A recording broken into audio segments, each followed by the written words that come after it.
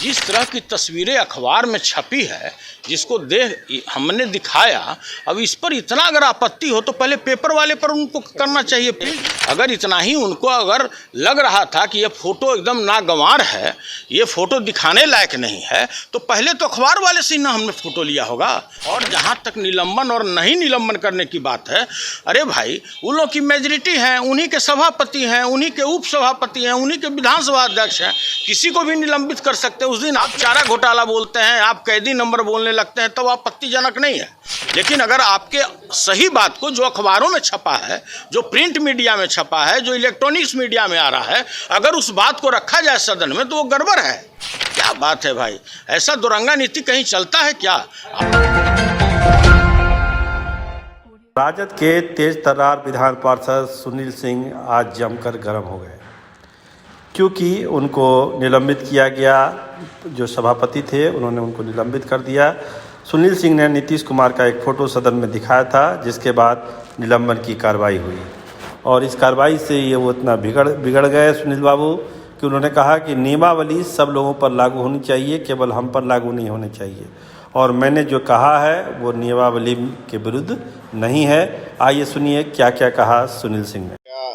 विधान परिषद में आप विनियोग विधेयक के पक्ष विपक्ष में बात कर रहे थे, उस दरमियान आप मैंने तो ऐसी कोई बात ही नहीं की और न मैंने कोई अपने मन से कोई बात कहा। मैंने तो मात्र यही कहा कि जो माननीय मुख्यमंत्री जी के ऊपर जो घटना घटा है उससे हम लोग काफ़ी दुखी हैं, हम दुखी हैं, हमारी पार्टी दुखी है, यही तो मात्र है। और उसके बाद मैंने कहा कि माननीय मुख्यमंत्री जी जो 3 दिन पहले लखनऊ गए और जिस तरह की तस्वीरें अखबार में छपी है, जिसको देख हमने दिखाया, अब इस पर इतना अगर आपत्ति हो तो पहले पेपर वाले पर उनको करना चाहिए, प्रिंट मीडिया पे करना चाहिए, इलेक्ट्रॉनिक मीडिया के ऊपर उनको शोकॉज करना चाहिए, उनके ऊपर अपना मानहानि का मुकदमा दायर करना चाहिए। अगर इतना ही उनको अगर लग रहा था कि ये फ़ोटो एकदम नागवार है, ये फ़ोटो दिखाने लायक नहीं है, तो पहले तो अखबार वाले से ही ना हमने फ़ोटो लिया होगा।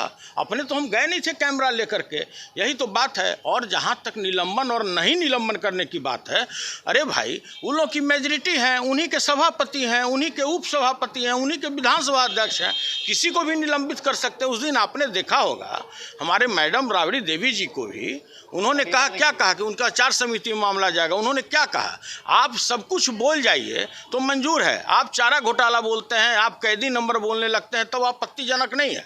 लेकिन अगर आपके सही बात को जो अखबारों में छपा है, जो प्रिंट मीडिया में छपा है, जो इलेक्ट्रॉनिक्स मीडिया में आ रहा है, अगर उस बात को रखा जाए सदन में तो वो गड़बड़ है। क्या बात है भाई, ऐसा दुरंगा नीति कहीं चलता है क्या? आप पहले भी जानते होंगे कि बिहार में 2 तरह का कानून चलता है। अगर कोई 20-25 हज़ार घूस ले उसके डांड में रस्सा लगा करके लोग थाना तक ले जाता है, और किसी को अगर पकड़ा जाए 50 लाख रुपया नगद तो उसको चिकन कबाब खिला करके उसको थाना से जमानत दिया जाता है। कोई नई बात है क्या? और उसी का तो परिणाम है। आपको तो ये भी देखना चाहिए ना कि जो कल मुख्यमंत्री के साथ घटना घटा तो सिक्योरिटी पर्सन क्या कर रहे थे। जब आपका यह हाल है कि कोई साधारण व्यक्ति बिना किसी आर्म्स का और बिना किसी रोक टोक का सीधे गया और मुख्यमंत्री के ऊपर में मिसबिहेव किया, तो ये तो आपका फेल्यूर है कानून का। जो लगातार राष्ट्रीय जनता दल बताती है कि यहाँ विधि व्यवस्था नाम का कोई चीज़ नहीं है, ई गवर्नेंस नाम का चीज़ नहीं है, आप जीरो टॉलरेंस की बात करते हैं, किसान मारा फिर रहा है और आप बात उल्टी करते हैं। और अगर सदन में रखा जाए तो आपको कहा जाता है कि आपको निलंबन। तो भाई देखिए, ये चलने वाला नहीं है। और भाई अगर इसी तरह चलाना है सदन तो हम लोग की ज़रूरत क्या है? हम लोग को सदैव के लिए निलंबन कर दें या ऐसा कानून बना दें कि जब तक नीतीश बाबू की सरकार रहेगी विपक्ष का कोई आदमी सामने नहीं बैठेगा। सही है, हमको मान्य है, नीति को दे दे। मैंने गलत क्या बोला? नियमावली मेरे लिए सिर्फ बना है कि उनके लिए भी बना है। नियमावली उलटे देखे ना, कहाँ लिखा हुआ है कि कोई बात अगर अखबार में निकला हुआ है उसको बात आप सदन में नहीं बोल सकते हैं? कहाँ निकला हुआ है नियमावली में? हमसे अरे भाई बहुत कानून के विद लोग बैठे हुए हैं, हम लोग चरवाहा विद्यालय के आदमी हैं, आप कॉन्वेंट विद्यालय के आदमी हैं, तो बताइएगा ना कि कहाँ नियमावली में लिखा हुआ है कि जो प्रिंट मीडिया में आया, जो इलेक्ट्रॉनिक्स मीडिया में आया, अगर उस चीज़ को अगर उजागर करते हैं अगर सदन में तो वो गलत होगा।